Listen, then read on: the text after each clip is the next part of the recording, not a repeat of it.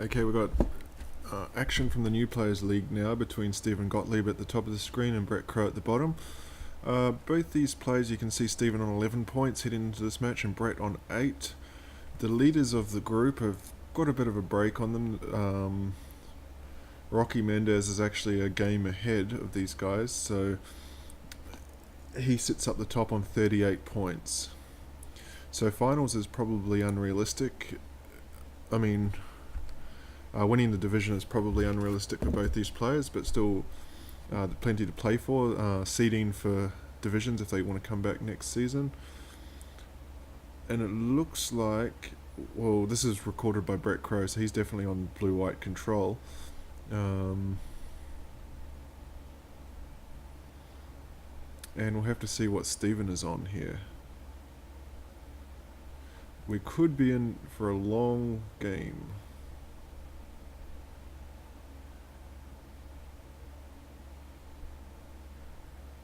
Yes, he's got the seal away lined up there. 2 Teferis in hand for Brett, so no counter spells. To be honest, I haven't kept up with how these decks play out. Just a minor point there, Brett tapping his mana. You can see he tapped the 2 blue sources, so he's given away that he doesn't have a counter spell, and that opens the door for Stephen to resolve Khan. It's just little things like that are very important, and because he's tapped out for Khan, we're going to see Teferi, so it's going to be a Planeswalker battle here. Teferi versus Khan. He draws a second blink of the eye.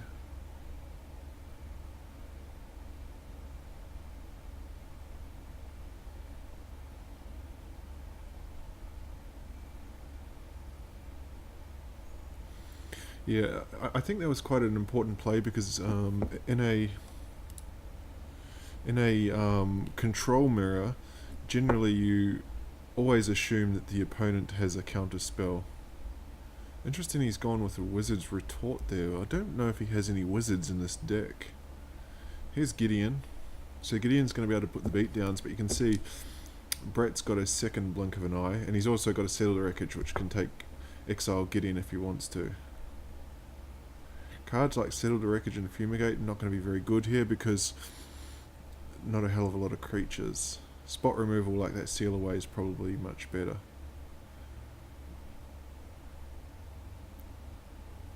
There's the Disallow now.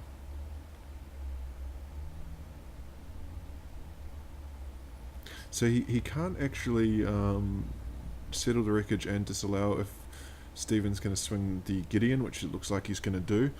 I think you take the 4-point hit here and then, or even use Blink of an Eye, so that next turn you can do that. He's not going to kick it, so probably telegraphing a counter spell there.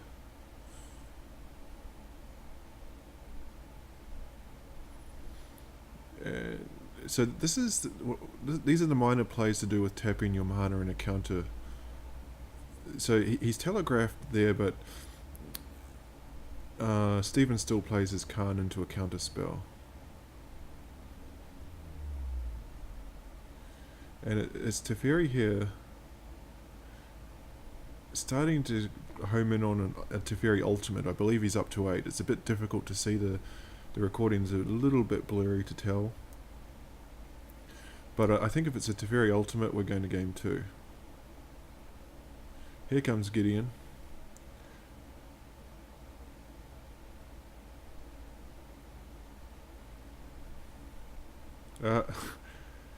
What's he done here? No, does he? Okay, so he's going to bounce. He's going to bounce to Gideon, but he's just tried to cast Settle the Wreckage when there's been no attackers. So the jig is up, so to speak. Stephen knows there's a Settle the Wreckage in hand now, so I don't think we're going to see any swings from Gideon anymore. Gideon is third down in the pile, though.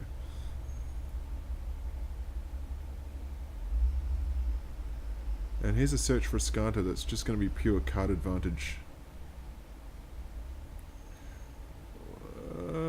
He's tapped all his blue sources, so he can't play out search for a Skanta here.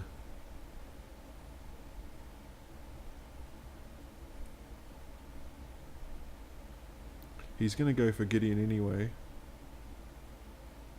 And that's going to get a counter spell from the other side. Okay, so that Merfolk Trickster is a wizard. Another Teferi, that's the third one. Now this is the end step where he selects these lands, so he can't actually play the Iskanta. He can hold up Settle the Wreckage, but I don't know if you want to use that just on a 2-2. Well, he does. I mean, Stephen knows about it, so my guess is here, yeah, you just give it up at this stage.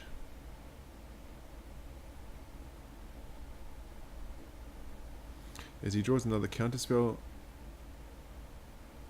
it's kind of frustrating we can't see what Teferi is on. Oh, that's going to get a counter. I think that's a good one because this is probably worth fighting over. 1, 2, 3, 4. He's got to cast this for 5.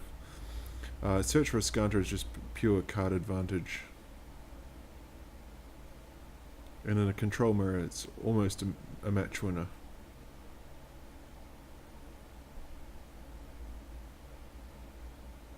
Seven cards in the grave, but yeah, Stephen's going to fight over this, so he'll Supreme Will the Iskanta so he can't resolve it.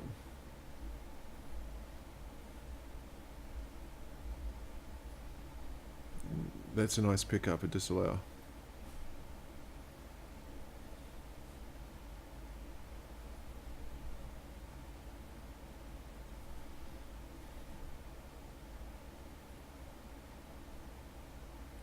So he's going to cycle an irrigated farmland and find another irrigated farmland.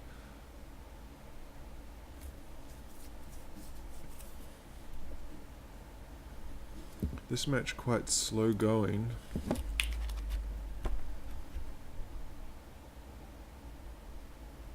Stephen on the other side hasn't really done anything. There's a cast out for Brett, so he can probably let something resolve. Memorial to Genius will be good here because it's going to enable him to draw cards. He doesn't need any more lands. Another Teferi. I think he's drawn all 4 Teferis that he's got. Surely he must be closing on the ultimate pretty soon. And there's a really nice play because Memorial to Genius enters tap, so Teferi actually untaps it.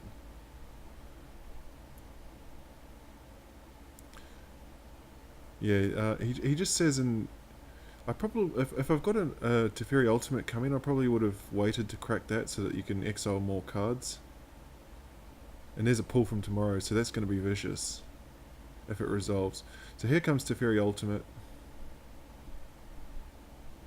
If this resolves, this is and you look there, just a minor point again, he's tapped all his blue sources, so he can't hold up disallow. So if there's a counter spell on the other side, and likewise in a control mirror, you take all the blue sources first. And this one's going to a game too.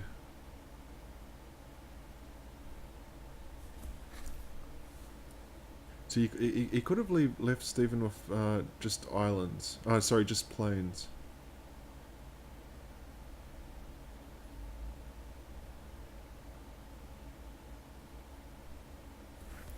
But there's a certain inevitability about this game one, so we'll just skip ahead a little bit. You can see no lands left there. This is hopeless. And he concedes, so we're going to game 2.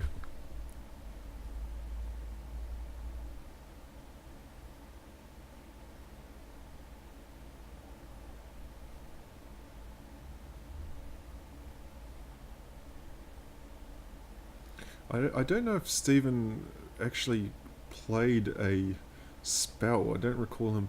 He played a Gideon, that's right. Brett drew every Teferi he had, all 4. He's playing 4 Teferis. I don't like that crack there because now Brett can actually resolve a Gideon. He's going to go main phase Merfolk Trickster, so that just tells you he doesn't have a counterspell. So now Gideon resolves. And it will plus on the Trickster. But you can see Brett's Brett with no 4th land. He has to draw something here. Trickster swings but won't do anything. I think he remembers.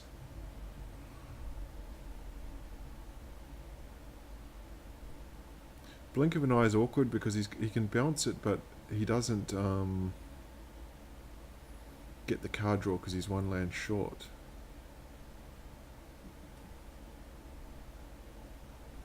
So this is just a race. Who's going to get that fourth land?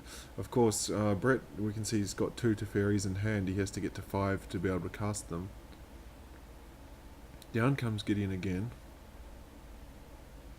So I think Brett would have been better off just to hold up disallowed previously. So he's going to cast out the Gideon. Again, he can probably do this on the end step. He wants to do it now while he's tapped out, which is fair enough.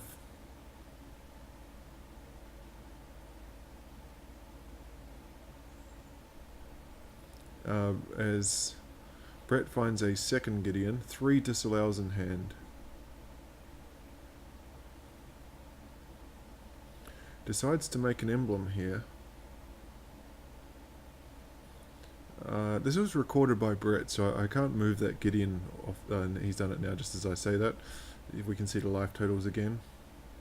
And he's going to disallow the trigger on the Gideon.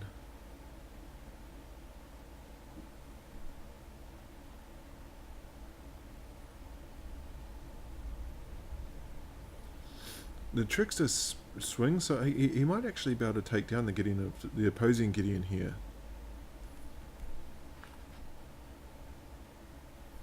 Oh, and here's Khan, so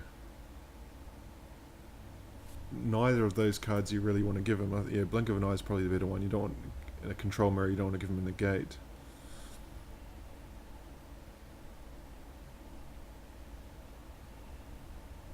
So he's starting to get some momentum now. Down comes Teferi, so it's who's better? Teferi bounces Khan. I was about to say who's better, Gideon and Teferi or Gideon and Khan? A little bit surprised. Yeah, I was going to say I thought he wasn't going to swing there. Down goes the Gideon, so that's a massive tempo swing in Brett's favour. 8 cards in hand for Stephen. What can he find? He's got another Gideon. I think that's the third one.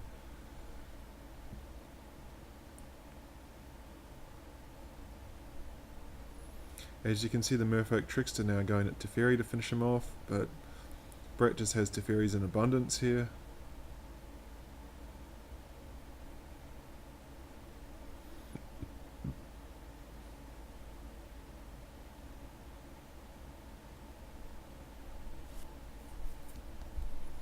He can actually play Teferi and hold up a counter spell here. So, yeah, so he's tapped the mana better this time.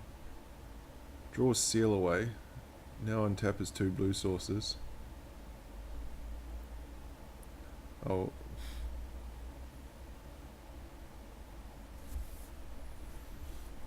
I mean, it's just minor things, you know, to untap the island rather than a glacial fortress, but he can actually do 2. Yeah, he can either let that resolve and then counter the trigger, or he can just straight up counter it. Yeah, I was saying he untaps the island. It's just kind of good magic practice to untap the glacial fortress.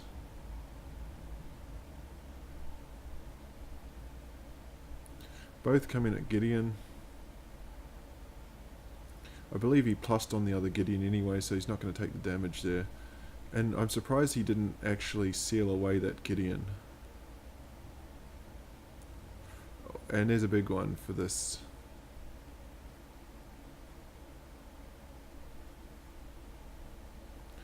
And he's going to hit down the opposing Gideon. So Iskanta comes down, so massive advantage now for Brett. So you see this time he untaps the 2 blue-white sources.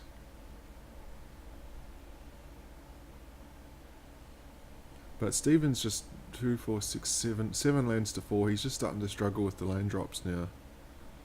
Seal away. So I think with it, a Gideon, a Teferi, and a search for Iskanta, this one is looking like it's getting away from Stephen.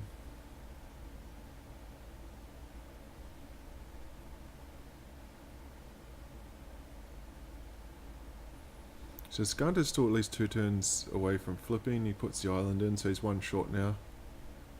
Another Teferi.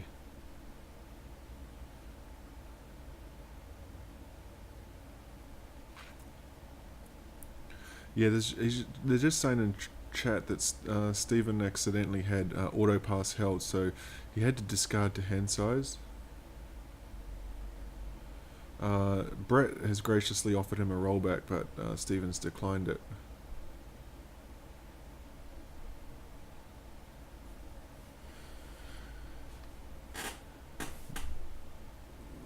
Now, this is kind of, in this control matchup, this is kind of dangerous to swing with the Gideon because both of these decks play Seal Away. He can actually counter that. He's going to go for the Blink of an Eye instead.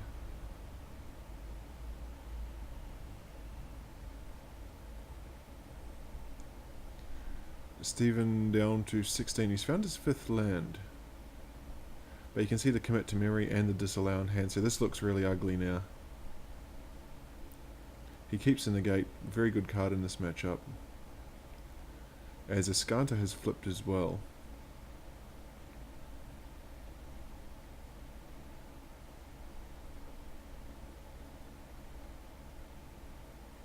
So he's main phase gone digging here. Please tap the basics. No, he tapped all the non-basics.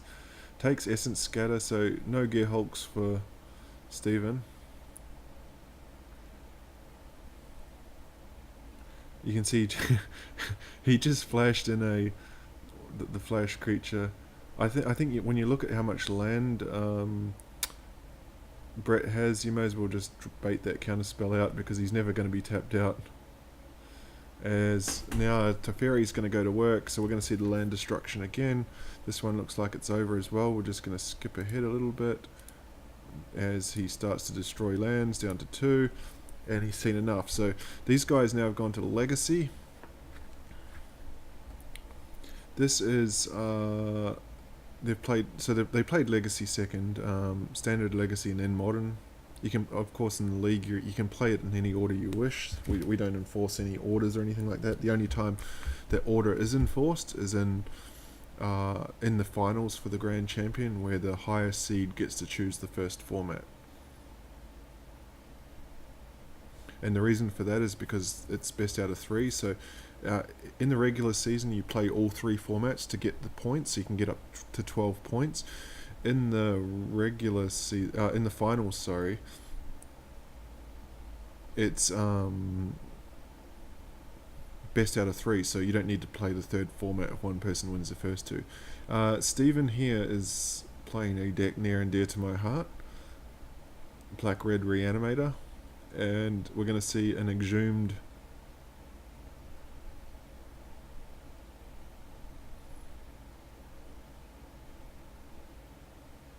Chancellor of the Annex, so a 5/6 flyer.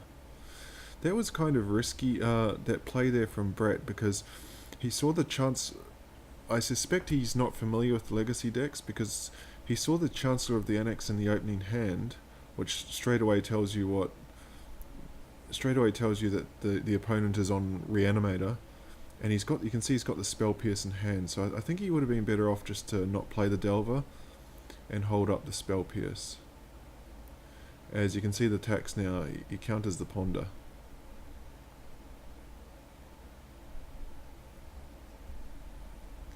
And even if the Delver flips, the Chancellor's going to outclass it here. This time he fetches a basic Swamp. He can get a second colour from that Lotus Petal, but this is looking pretty ominous already. Delver flips on a Force of Will. Force of Will needed to be in the opening hand.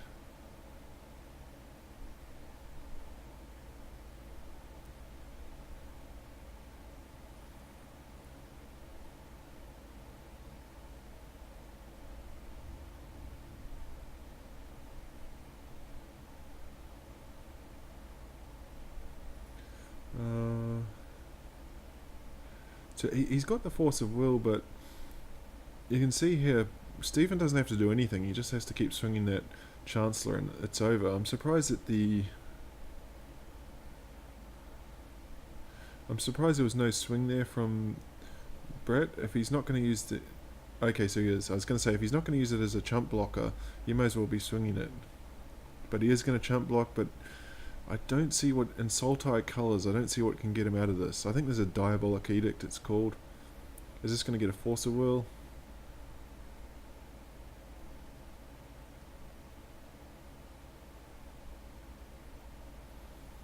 I think we're going to game 2. Yeah, Deathrite Shaman's a big one to have in the opening hand. Yeah, Steven's just saying there's a misclick there because he could have actually paid the tax, the 1. Down to 8 though. He's about to go down to 3 next turn. Gurmag Angler's not going to do it because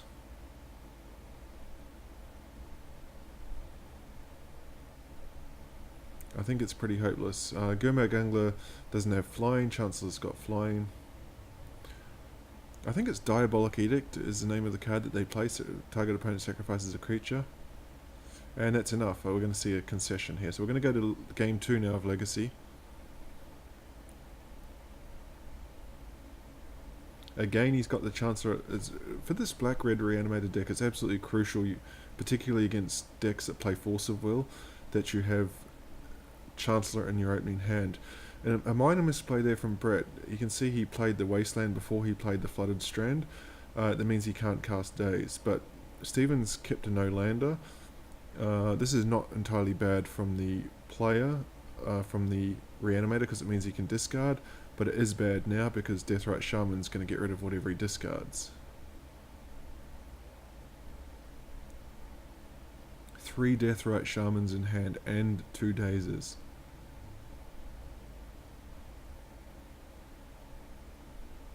You can see respecting the Wasteland there. So he's going to entomb, but this is going to be a bit gross. I think that Brett could have let that resolve because and kept that Daze for the reanimation spell, because Deathrite's just going to take down whatever he entombed anyway.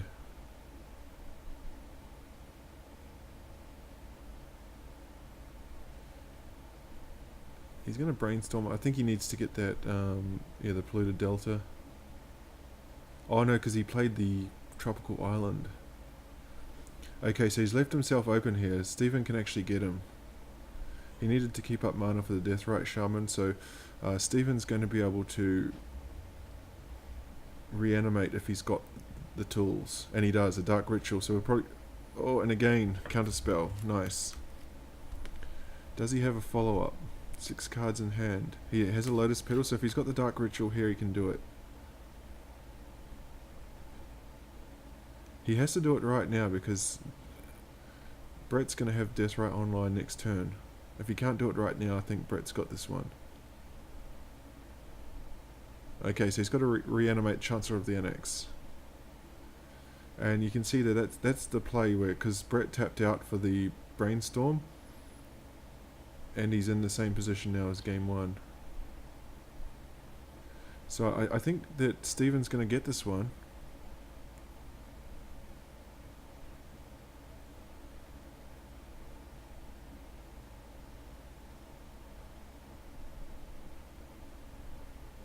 What's he going to name with Cabal Therapy? This is like this is an updated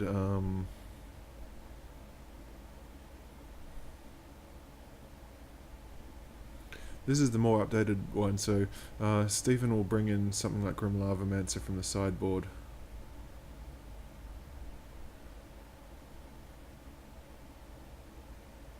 You can see he plays a Brainstorm just to hide cards there. Be interesting. He's named Force of Will, so there's no Force of Wills there.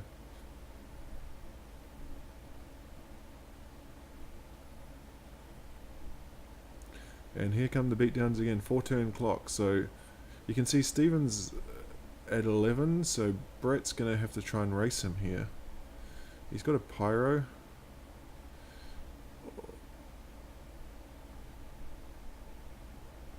So once Pyro makes his token, he's got 1, 2, 3 on board. So here we go. No counter spell. So this one could be over if he reanimates something here. He's going to entomb first. I think Grizzlebrand is the target, I'm guessing. Or he could go for a Elesh Norn. Elesh Norn would be a good one here. He's going to go for Grizzlebrand. Down comes... And I think this one's over. Definitely lethal on board next turn. Lightning Bolt isn't going to do it.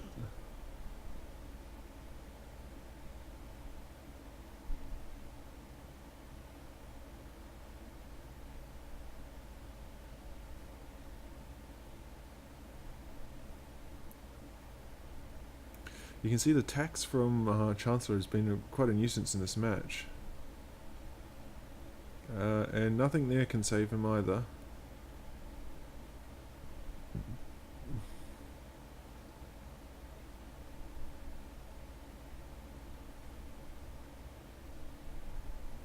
He'll fire off a lightning bolt. Put Stephen to 8, but 8 is not 0. Tax again. And I believe that's it. We're going to...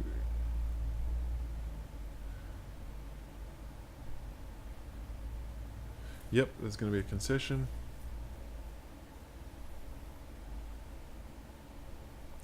Just a swing of Grizzlebrand will get it done. Oh, Chancellor's an angel apparently. He's just saying that angel and a demon are going to finish him off.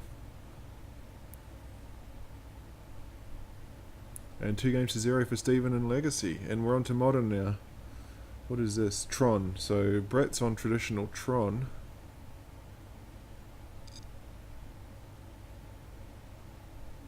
You don't want a World Breaker there. Kevin, Tron versus Slivers. Well, we don't really see Slivers too much.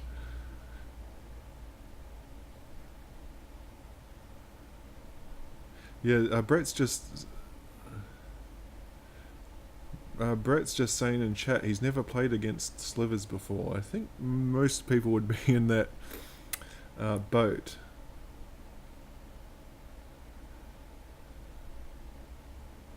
I think you take the expedition. Oh, he took the sphere. I thought probably would have taken the expedition map there.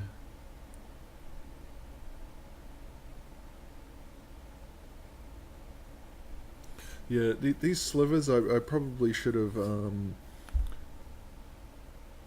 I probably should have done a bit of research and to give you the pictures of these, because they all do funny stuff. Like one sliver gives every sliver. One sliver gives every sliver flying, or every sliver can do this, do that. It's quite, and there's a ton of sliver lords. You can see the beatdowns are coming now. This could be pretty quick actually. Brett's going to have to find a...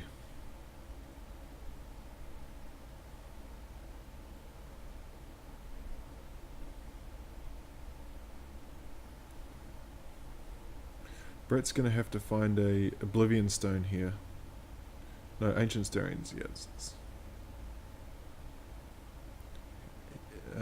There's nothing there. I think, yeah, take the expedition map this time so you can get Tron next turn. And I think that world break, you can actually...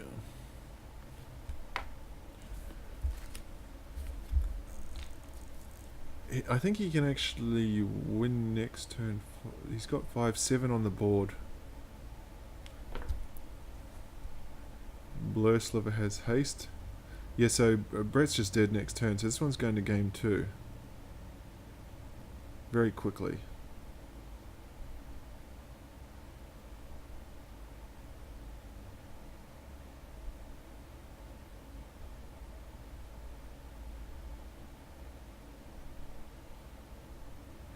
You can see a ballista can chump block, but it's not going to get the dame.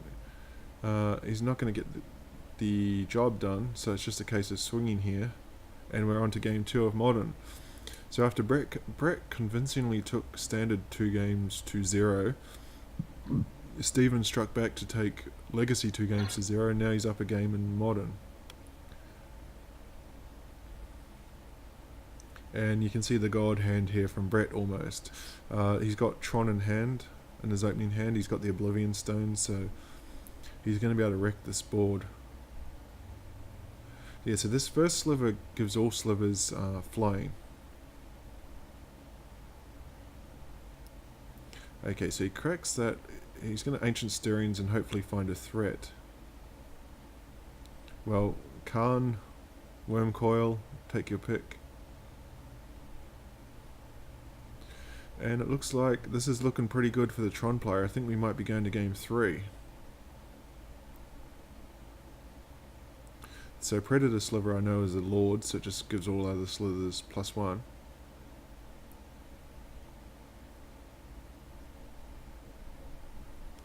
Tron online. Now, all the slivers have flying, so he's set up a racing scenario here. He can swing with 4, but he's going to take 6 on the way back. Okay, so Harmonic Sliver's going to take down that worm coil. Okay, so no longer is he getting 6 life, he's getting 3 life. But I think Harmonic Sliver is that every sliver can actually...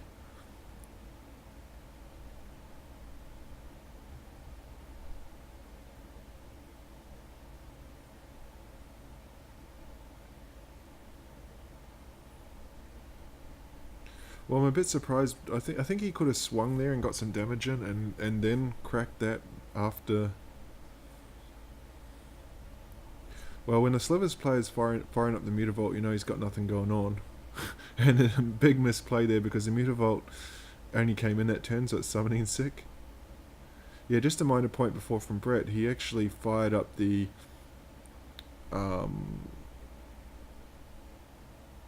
he cracked the Oblivion Stone when he could have swung and put 3 damage in. Just, I don't think at this stage of the game it's going to come back and haunt him. But the Slivers player here is probably to win from here. He has to just go wider than Khan. Ignore Khan and just go wide. But I don't think there's anything going on his side. And when he's got 3 mana and nothing happening, then it's a bit of a concern. My guess is that he has at least 1 Sliver Hive Lord, because I think that's 5 mana, which he can't cast. We're about to find out.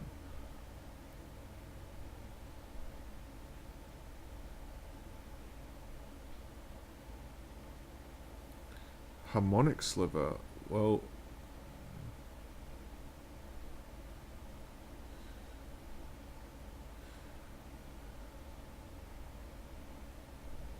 You can see Brett there actually plus Khan targeting himself and exiled a Tron piece, so that's sort of getting ready for a Khan ultimate.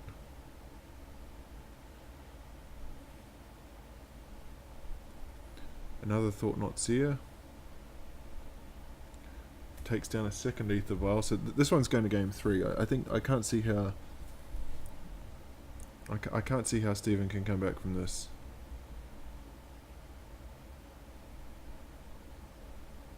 Khan's just going to remove any blocker that he puts in the way.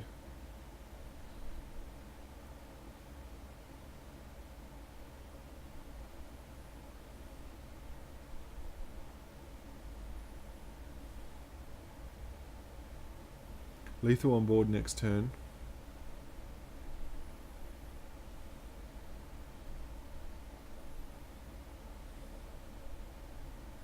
Yeah, Stephen has conceded, so we're going to go to game 3 now.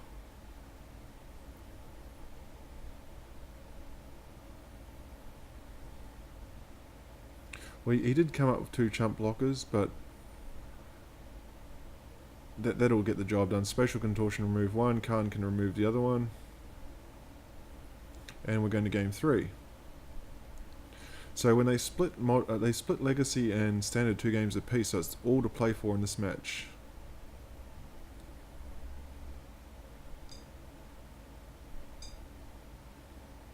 Oh, but the Tron player mulling to 5 is not good news for Brett. It is, I mean, in terms of 5 card hands, it's not a bad one. He's got an Expedition map, one of the Tron pieces, now two of the Tron pieces, so he's recovered pretty well here.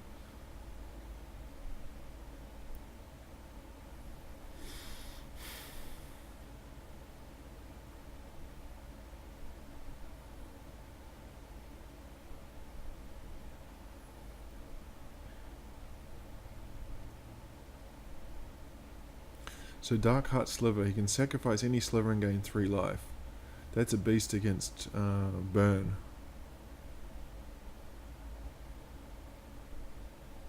Cracking at main phase. He does have Tron, but he's 2 turns away, and you can see the Oblivion Stone sitting there. So he's going to be able to...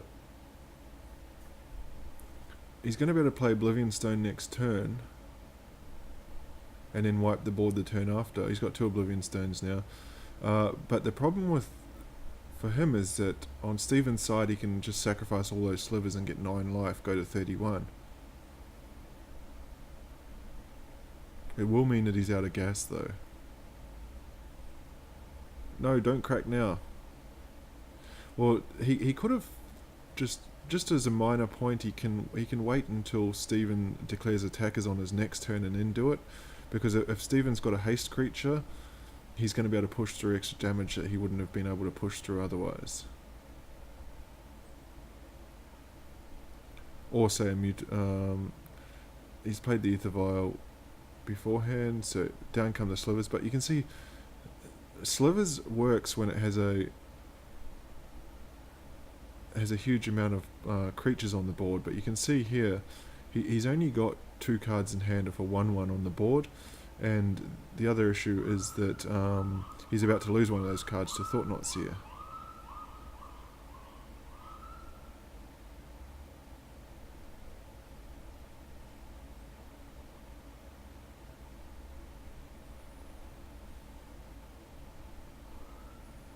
Oh, 2 lands, okay.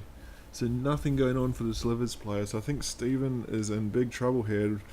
Advantage bar swings a long way in Brett's favour.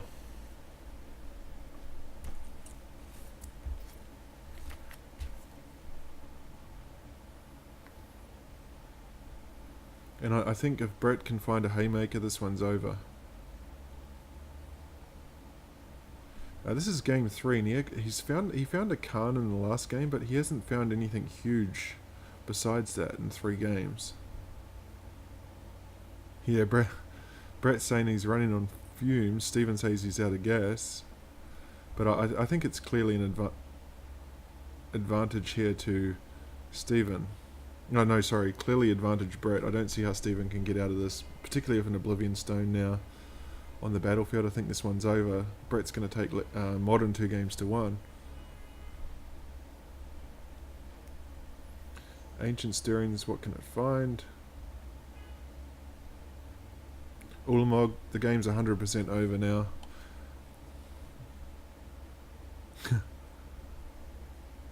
And a Sanctum trigger as well to go along with it.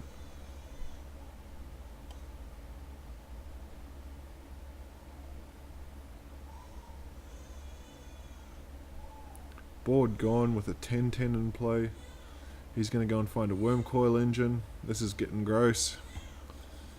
And now all we do is wait for the concession from Steven.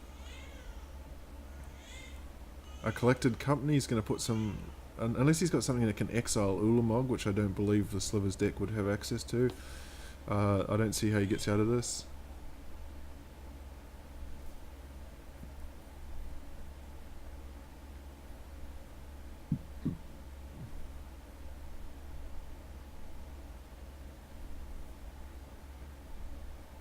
Okay, he's got 9 power on the board. He could actually win next turn if there was some way to remove the exile the Worm Coil.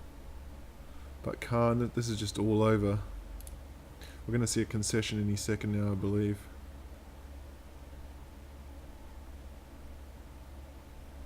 Yep, going to exile a ton of cards.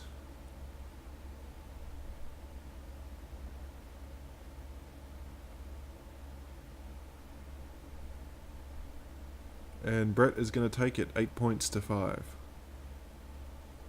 against Steven Gotlib. Very